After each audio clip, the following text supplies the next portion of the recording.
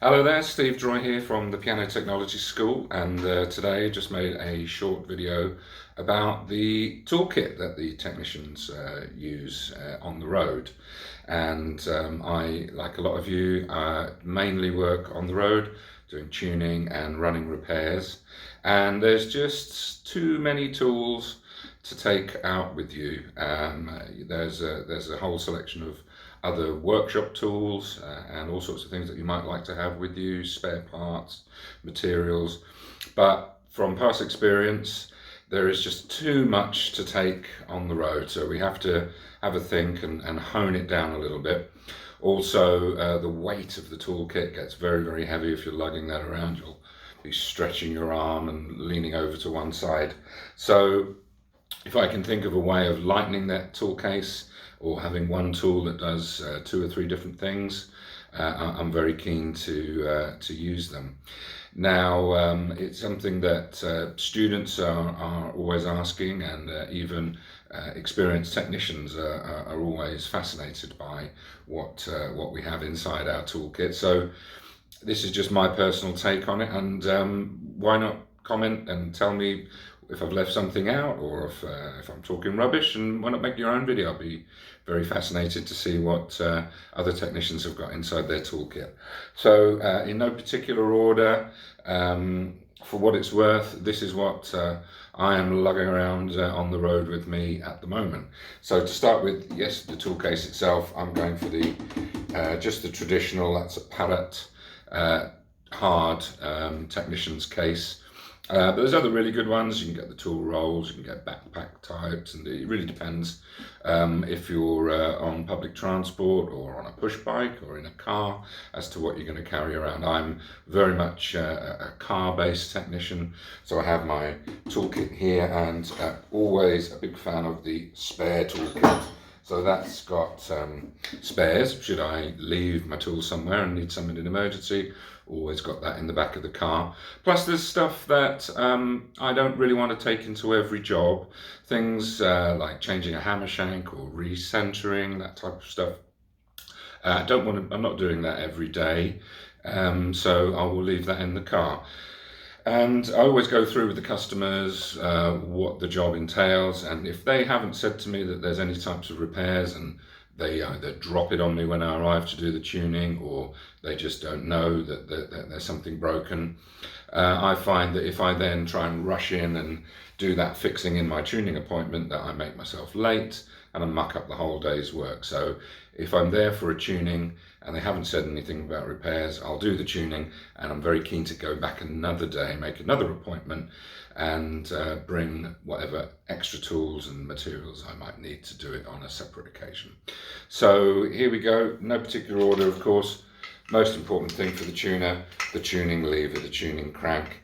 At the moment I'm sporting a Gavin Hartley fixed end. I haven't got the adjustable end or the wooden handle, and I find that's quite nice. Carbon fibre lever. I've also got Fujian and a yarn lever, equally as good. In this little bag I take as well, because if I'm just doing a tuning, if I know I'm not going to be doing anything else, no repairs, then I'll even leave that toolkit in the car and just take this little bag with me. Got a double-ended screwdriver, Phillips on one end, flat on the other, just in case you need to take a full board off or a Celeste rail. And I've got my Paps wedge and a rubber ground wedge in there, and that does me for the actual tuning. Anything else I'll leave in the other toolkit in the car. And of course you'll need some spare tips. So I have a little bag, I've got my additional heads and tips, and in this bag also my voicing needles, toning needles, because obviously they're quite sharp and can stick into stuff. So always nice to have that somewhere where you're not going to dig your finger into it. And the voicing needles, obviously you need to know what you're doing, but a great little skill to learn. If you can just at least voice down, do a bit of service voicing, even out the high ones. A lot of Eastern and Chinese, Japanese pianos, very bright, and that's a good little money spinner if you can learn how to just do a little bit of voicing The customers always appreciate it, and it's just a way of earning a little bit of extra money. So we're going to need a selection of screwdrivers. So my main one is my action screwdriver. This is for flange screws, and the important thing, it's got to be the right dimension. It's got to have a sort of thinnish shaft to it, and enough length to work with, but no shoulders on it. So other general screwdrivers, they flare out, and this is sort of almost like a half a diamond shape on there. These are completely parallel, flat down sides, and that means if you're trying to get a butt screw out, you're not going to rip that flange by turning the wide part onto the jack. So if you're going to get a nice action screwdriver, do go for one with the parallel sides. So I keep that one just for action, so I don't nick it or take a chunk out of it, and have a more sort of general purpose flat screwdriver for other things. A bigger one for, you know, the odd leg or cheek block, something like that. And a thinner one. This is quite handy if you need to get in somewhere that's tight, or remove a damper, something like that. A nice thin screwdriver. And some smaller ones for the little screws, drop screw, something like that, or some of the grub screws. So a couple of smaller screwdrivers there for those things, and a little stubby one in case you haven't got enough room to get in. That's quite handy to have. And some Phillips. A couple of Phillips screwdrivers. I think if you get the right size one, really you should be able to get one which covers all the types of Phillips screws that you find on a piano. I've got two, but you don't need millions of those because most screws on the piano are flat. And next I have a few regulating tools. These are set-off regulators, or will work as a drop screw regulator on a ground, something like that. But I would recommend the bendy ones. I really like these. It means you can get in if it's tight and you're up against one of the rails. You're not putting too much pressure on the screw. And certainly some of the older ones with the eye, the old style regulating button, the set-off button itself, the loop will snap off if they're a little bit rusty, and the bendy ones will just relieve that. So old and new set-off button regulating tools with the flexible shaft. This is a back pin, a front regulator, and this is called an offset back pin spacer, which is really for the sharps. But again, in my mission in life to reduce the tools, I don't see why I should have two of these, one for the sharps, one for the naturals. So the one for the sharps with the slight kink in it does just as well for the white keys. So if you need to loosen or tighten in the front bushing or straighten up those back pins, nice an offset back pin spacer. I've also got a sort of universal bending tool, very simple. It's got a little cutaway in the top, one on the side that will get in. You can do most damper wires, check wires, bridle wires, just very simple, a little bit of leverage on there. Also have a check bender, which I can't see at the moment, which is in there somewhere, I think. But mainly the most of the bending stuff you need, you can get away with one tool there. That is just a little bit of luxury. That's really as a drop screw regulator, so you can get nice and close on the ground. But if you have that other tool, you don't necessarily need that. You're going to need a tip wrench if you're using the tuning levers with the tips. This is a nice one. It's got a handle, but even the cheaper ones, which is just metal at each end, if you're going to be using a system where you need those tips, you are going to need a tip wrench. This nice little tool, really like this. It's sort of multi-purpose. It's a capstan turner, I think, originally, but this is just the right size for reaming a balance hole. And also it's got that the bent end. If the capstan is in a slightly awkward position, you can just get in there. Plus it's always nice just to have a sort of general purpose pokey thing in the toolkit, you might need to pull a spring or a little loop of cotton, something like that. Nice with the plastic in the middle so you can really get a good grip if you're trying to ease a key or something like that. So that's a great little tool, really like that. Capstan turner come pokey thing come key easing tool, really like that one. My hammer, I go for a very small little hammer, just a little pin hammer, often in conjunction with my pin setter, which is another must-have tool. I don't know what the pianos are where you are, but certainly the ones in London where I tune, lots of loose pins, and you can put this over the pin and apply a little bit of leverage and tap that pin in, and it just stops the pin jumping loose. If you don't have that and you just try and use a punch or directly hit the pin, you can damage the pin, and also it will probably lose all its tension and jump very, very flat. So this, you can just hold it in place. I don't want a big hammer, they're heavy, and if you have a piano with a soft plank, you can find that a lot of the pins are tight and you come to a really bad one, whack, and you've pounded that pin and you've buried it in the pin block, and that's not great. So I'd rather err on the side of caution, keep the weight down, and have a little sort of panel hammer. And the pin setter also doubles up as an emergency tuning lever. If you've got a really gnarled pin and you can't get any proper levers on it, you might just get yourself out of a fix by putting that on the pin and being able to turn it with that. File, you're always going to need some kind of, engineer's file. You can find one with one flat side.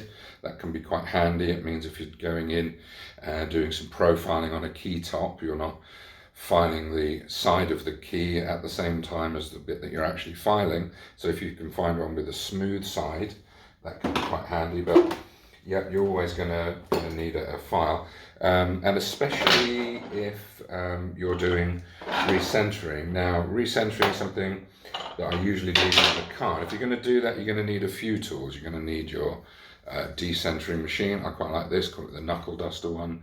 You can push the pin out there. You can also push it back in on the other side. It's nice and flat. Goes well in the toolkit. I know there's all sorts of ones you have in the workshop, but to me, on the road, this is the kitty. You're going to need a selection of pins, got all the different sizes in there, to 21.5, 26.5, and all in between. Find yourself a nice little case so they don't tip out and get all mixed up. And just a few. I'm not taking sets and sets with me because, as I said, I'm not doing big rebuilds on the road, but might just need to fix the odd note. So I'm going to have my pins, and if you are going to have reamers, you must be very careful with them, especially the tapered ones. And probably a safer method is actually, if you get a centre pin half a size smaller than the one you're trying to put in the flange, and you get your file and you give it a good roll and just gnarl it up a little bit, you can put it into one of these, a little pin vise. And again, this is a really handy tool to have. I've got a little tiny drill bit in there, which is handy for getting in if you're replacing a buck cord on a ground or something. It's a little sort of broaching tool, and you can put a center pin in there or a very small drill bit. And if you're using the center pin, that will ream the flange just nicely and a bit safer than using the tapered reaming tools, which you can take out too much, and you can do an irregular amount on each side because they're tapered. You're not quite sure how far you put it in. You might have a thicker bit on the felt than on the other side. So that's nice, pin broach. But the center pins, the pin tool, that goes in the car. The file, that comes with me, that goes in the toolkit. Always have just a nice little gas lighter. This is great for casting hammers if it's one's just slightly out of line. If when you're looking at the hammer, they're not parallel with the other hammers, you can see that it's further away at the top and closer at the bottom, or the other way around. You can just heat that shank up and twist it into position, hold it for a few seconds to cool down, and you'll have straightened up that hammer shank. And don't need anything special. In fact, the cheaper the better, really, and just a gentle little flame. You don't want one of these kind of blowtorch effects, which is far too much, and you'll probably set fire to the shank. If you're changing hammer shanks, literally dog toenail cutting clippers, really nice. You can just slice the top off the hammer shank, get it down to the right size. I've got a little the shank remover.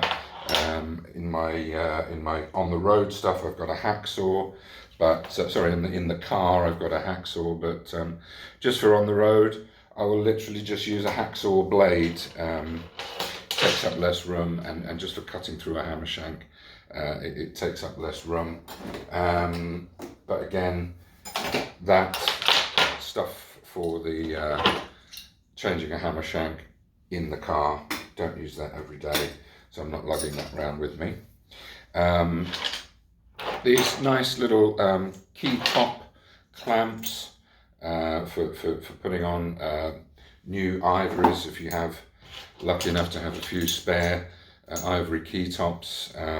This is great. You can put that on the key, put this over the top of the key, clamp it down, and that will hold the key top in place. And these days, very much favouring the acrylic glue. Don't want to have to come back the next day with the white glue and let it dry overnight. So I can use this, clamp that down for a wee while, that holds it really tight. And if you're using the acrylic glue, 30 seconds and job done. So a nice little key top clamp there. Got a straight edge, really handy if you're leveling the keys. This is a nice one. It's slightly thicker at the bottom, so it actually stands up on the keys, so you can have both hands free. I mean, anything will do. A ruler, even a small ruler, you can do a few keys if, as I say, you're just trying to level up one which dipped down. Maybe the moth has got into the balance cloth, or it's just not playing nicely. You can use the straight edge to level up a few keys. Ideally, you'd have one for the whole length of the keyboard, but that's not going to fit in the toolkit, is it? So this is nice, lightweight aluminium, flat across the bottom so it stands up, and that's a specialist one from the piano suppliers. And of course, my ruler, must have, always going to be just measuring stuff, blow distance and all sorts of things. So a nice little steel rule. Thicker one is better. The very thin ones tend to warp a little bit, but it's worth spending a couple of quid on a sturdy, nice little tool. Tweezers, yeah, always going to need those. Pulling the punchings out, all manner of reasons why you might need to grab stuff, drop your tools inside the action, you'll need that. So these are literally from a makeup supply, but you can get them from the piano houses as well. And yeah, nice. I've just bent that slightly at the top there just to get a nice little grip, but good pair of tweezers, absolutely essential. Oh, that's from my hammer shank replacement stuff. That is just a handheld drill bit, probably 6mm for a 5.5mm shank. Nice point on it so you can get yourself started, and a little hand drill. You can use electric drills, but then you would need a vise. So for me, that's better. That goes in the car. Perhaps wedges and rubber wedges. Not a big fan of other types of wedges. They seem unnecessary to me. I've managed to get all my wedging needs with a nice sort of nylon plastic Paps wedge. Very, very simple grand wedge. I don't favour the temperament strip myself, because if it's the last thing you do, you're pulling out that temperament strip, you've done all the intervals and octaves, and you're just going to do the unisons. What happens if there's a loose pin and it's the last thing you do is you tidy in that unison, and then the pianist comes down to play and they find the loose pin. I would rather find that loose or sticky, snaggy, springy pin well early in the proceedings, so I use my Paps wedge all the way through, and if something is being a bit annoying, I can go back to it, and it's not the last thing I do is do the unison. So I do the unisons as I'm going along. Big fan of that. I think it's a bit more professional, but hey, everyone's different. Nice little file. This is just a nice little file for getting in, gets into maybe a key bushing, something like that. But you will always have need for a small file in the toolkit. Adjustable spanner, yeah. Always good to have one of those.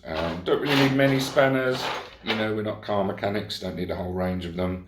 If you're using the extension piece on the yarn tips, you need a spanner to tighten that and loosen it, the odd leg bolt or something like that. But generally speaking, I've got a 12mm, a 13mm and a small adjustable, just in case you come up against the odd bolt and nut that you need to turn. Now, things like pliers,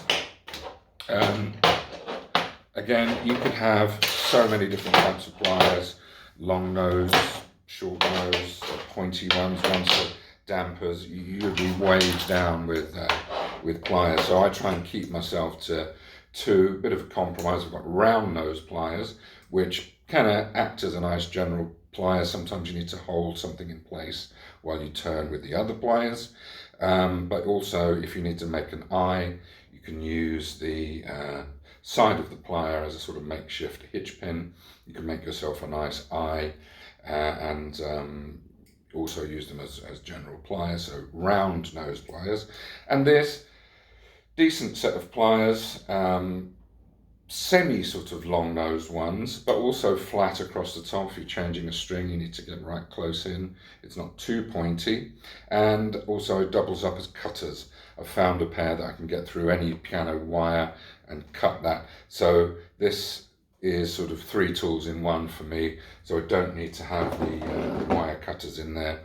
Round nose pliers in addition. These great flush top cutters, you need the ones which don't have any gap at the top, they don't have a bevel, they go flush across the top. Perfect for centre pins, if you need to cut centre pins. Must never ever use these for cutting any other type of wire. If you use it on a piano wire, a string, you're going to ruin them, and they're expensive.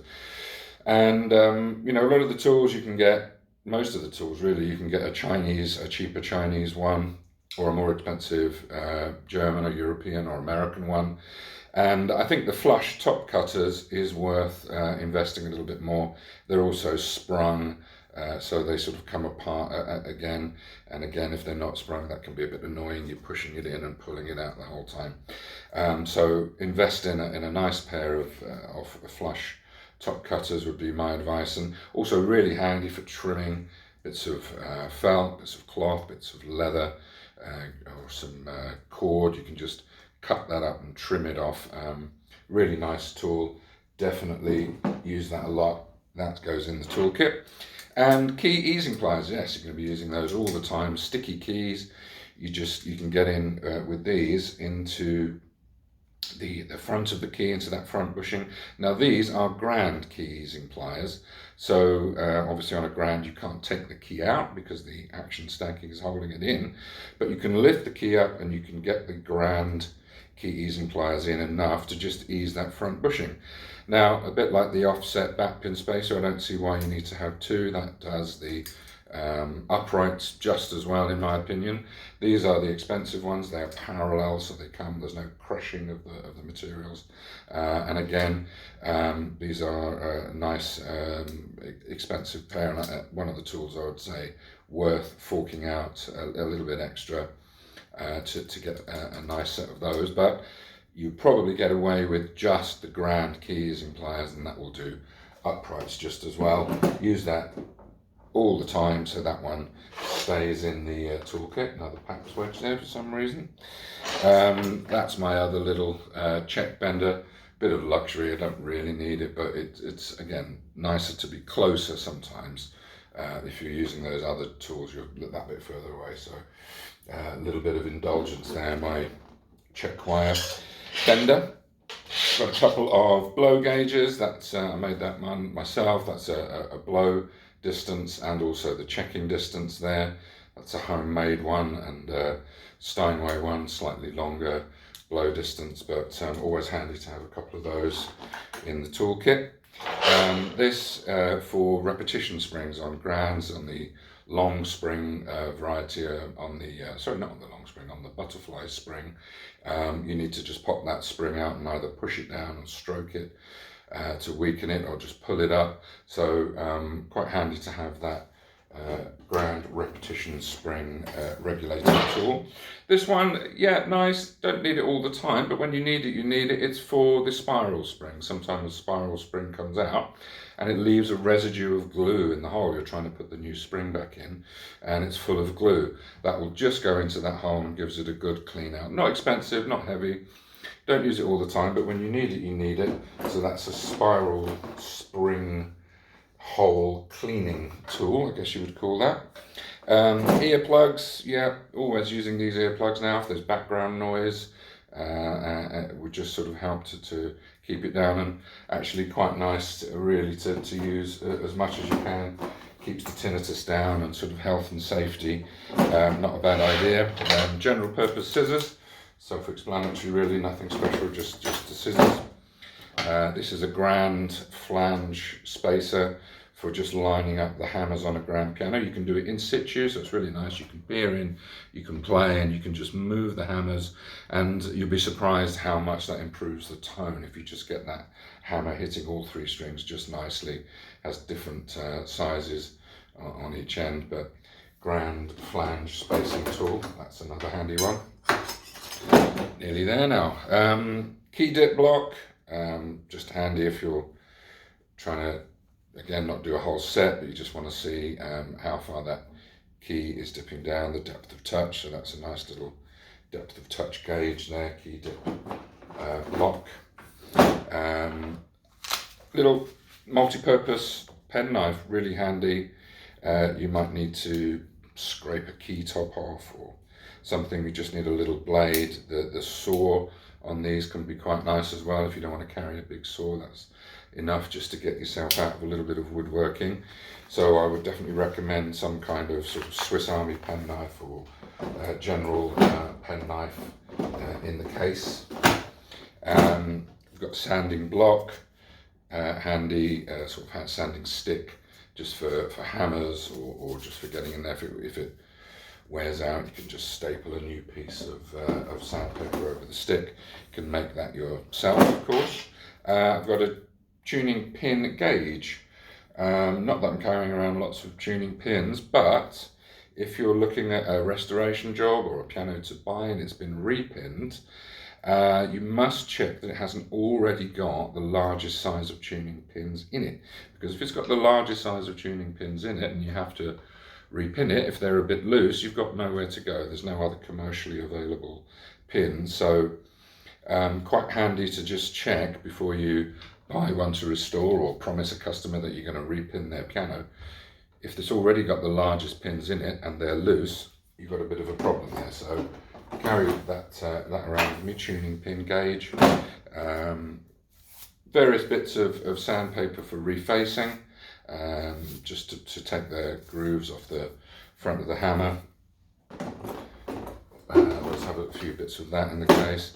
Some veneer, handy for bushing loose tuning pins. If you take the pin out, pop a bit of veneer in. I know these days technicians are favouring the acrylic, but a little bit of veneer always handy to have. I've got a string gauge and a centre pin gauge and a tuning pin gauge all in one. So if I need to change a broken string, I can just gauge that up. Got the tuning pins in the middle and the centre pins on the other side. So that's a nice tool if you can find one of those. A little sort of wire gauge, music wire gauge, and a voicing block. Put that in between the hammers and the hammer rest rail, and just adds a little bit of support if you're doing any voicing. So a bigger one is nicer, but again, on the road you don't want to be lugging too much stuff around. We've seen the pin brooch that can go in. This is just a magnetic screw or whatever, picker upper. So it's got a nice powerful magnet on it. If you drop your flange screw, which I'm always doing, you can reach in there and pick that up. So that's quite nice just to have something magnetic just to pull that up. Got a little soundboard cleaner. Often customers say, well, how can I clean my soundboard? And say, well, you can't, madam, but I can clean it for you for a little bit extra money. And yeah, something like that will take you all day, but you can get it in between the strings and you can get the dirt off, the dust off, and sort of clean it off and hoover it up. So that's quite a nice little thing I have, just in case I need to do a bit of soundball cleaning. This is a Steinway Grand set-off button regulator. If you don't do a lot of Steinways, don't bother with that. But again, if you need to get in there to set off on a Steinway, you're going to need that tool because it's just quite hard to get in to that set-off button otherwise. Tape measure, always good to have a tape measure. You're always going to be measuring broken strings, or if there's a missing string and you need to sort of make a design for a string. This is quite nice. Some of the string makers will give you one, if you open an account with them, that you can actually fit it over the hitch pin. So if you're doing a string, you can do that. But got a couple of tape measures, always have those to hand. Definitely going to be needing a bit of a tape measure in there. Just a little tool for getting into old Bechsteins with the fixed tied actions, with the uprights and grounds, where you need to release one screw and then move what would be the equivalent of a capstan up and down and then tighten it in. So just a little sort of offset tool there. There's a proper one that's a sort of makeshift one, but that does the job. Pencil, always good for numbering things up. Some more earplugs, not quite sure why they're in there as well. Got a selection of little clips, bulldog clips and that sort of stuff. Really handy just as little clamps, and I keep that. I always have a little bag. This is in fact a lady's handbag inner, so that fits nicely in the case, and got all sorts of just bits and bobs, bits of spare parts, the odd hammer shank, emergency, pedal fixing stuff, bits of veneer, little emery boards for refacing hammers. Got a sort of bag of general bits and bobs, paper and card washers, emergency tapes, clip-on tapes, bits of felt, bits of cloth, bits of leather. Stuff cut to size is always quite handy rather than mucking around if you're on the road. Why not just cut a few bits up to size before you need them? If I need to put on a New Balance hammer leather or make a notch or something like that, I've got the pieces cut up, a nice bit of butt cush there in a strip. Don't have to cut it off of a sheet and muck around too much. I can just cut myself little bits. So, let's say, not going to be doing sets of stuff on the road, but just handy to have some bits and bobs, selection of springs, damper springs, butt springs, right and left, different sizes. When you start to run down, just go into the workshop and pull a few out and top up your little bag. Keys, always handy to have keys. There's not that many designs, but this one particularly handy. School pianos, and that's where you come mainly unstuck. You go into a school in the summer holidays, the caretaker doesn't know where the key is, the music teacher's in the Bahamas, and you can't do your job because the pianos are all locked. So a little selection of keys is quite nice. Some bushing cowls or cawls. These just go into the bushings on the keys, and if you need to change the material, this will hold them in until the glue dries. Got a couple of springs for Celeste rails, because these things love nothing more than to ping off and you'll guaranteed never find it again. So you take the Celeste rail off, the spring pings out, that dematerializes into the ether. So always like to have a couple of those, a few more type of clamps, bulldog clips, little sort of electrical type clamps, just handy for changing a string. You can hold the string onto the hitch pin, or just clamping a couple of bits together. So yeah, I'm more, I know a lot of technicians have all sorts of tins and properly organised, and that's probably the best way. As I say, I'm more to just do the odd running repair, so I just have one kind of jumble sale approach, but I can usually find what I need in there. Then you've got bits of sort of cleaning stuff. You are going to need to just sort of dust through, clean off, so I've got a nice little sort of stiff brush there for cleaning, and just something for getting the dust out, and in conjunction with Madam's Hoover, you can do a nice bit of cleaning on the pianos. Got a few tuning forks. Personally use the software most of the time these days, but these are quite handy if you've got someone that's a little bit anxious about the sort of concert pitch of the piano. You've tuned it to sort of 439 hertz. And it really is fine, but if the customer starts to want to check, and you know, if you get your tuning software out and that red light doesn't come on, the customer's having a panic attack that it's half a hertz off. Much easier if you just play the note with the tuning fork, then play the key on the piano, and it sounds the same, and Madam is happy and not having an unnecessary panic attack over that.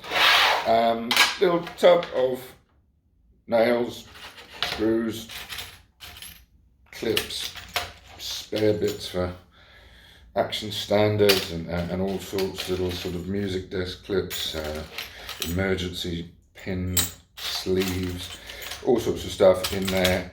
A bit of butt cord, again, jumble sale approach, but just keep that in there, keep it all tied up with a nice rubber band, and stops it spilling out everywhere.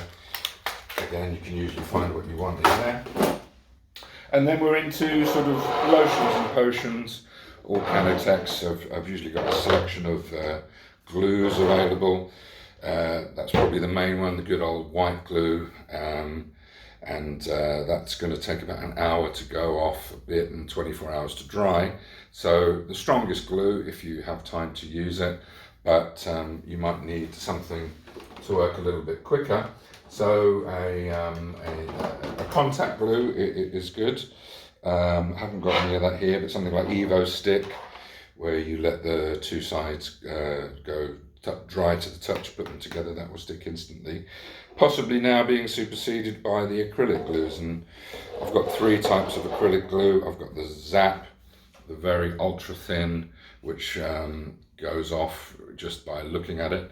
That's very quick sort of wicking action, but great for the odd loose tuning pin. You can drop a little bit of that on, tap it in, and that will get you out of a hole. And the other end of the spectrum is the sort of gel. That's going to take longer to go off. You can use an activator with it, and that's the other type I've got. This is Mitabond. They're both from the same company, so they definitely work well together. And you put the activator on one side, the glue on the other side, they come together and job done. That's going to be stuck as a stuck thing very, very immediately. So a few different types of acrylic glue for the different types of job. It's all to do with how much wicking time and how much wiggle time do you need. If you need to move stuff around, then you can't have the stuff which instantly sticks. I've got some Teflon just for a little bit of extra lubricant. I've got some the spray for doing center pins and stuff like that. It's called ProTech. I think it's a polymer, and I've got a big carton of it, and I just top up my little one. It's nice to have the spray feature on there if you need to spray in, but also you can use a small paintbrush, and you can dip that in and apply that to a sticky center pin, something like that. I've got some hammer hardening solution that I made myself, a bit of acetone and a ping pong ball dissolved in there. That will just, if the hammer really needs to be brightened up, you can just dab a little bit of that on and harden the hammer. I've got some epoxy. This is the strongest of the glues, and this is a 2-part one, and stuff for sort of like bridge pins and stuff where you really need it. This is the sort of equivalent of Aphrodite, the goddess of glues. This is the Gorilla one, but that's a 2-part, and that is the strongest glue you will find is the epoxy, and a little bit of grease just for the odd sort of pedal mechanism.